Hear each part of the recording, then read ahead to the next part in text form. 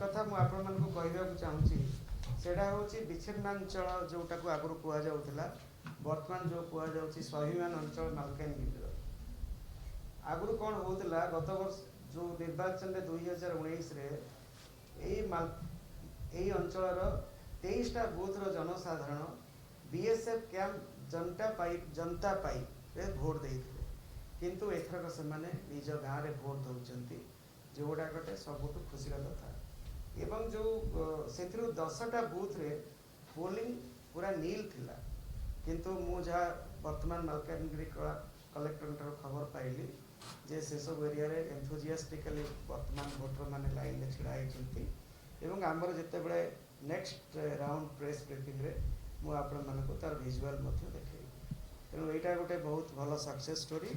यहाँ ये संभव हो पारी कारण से अंचल आमर overall law and order situation improve करी एडमिनिस्ट्रेशन विश्वास अच्छी बोलिकी तेणु आम से अंचल गाँव में भोट केन्द्र स्थापन कर धन्यवाद।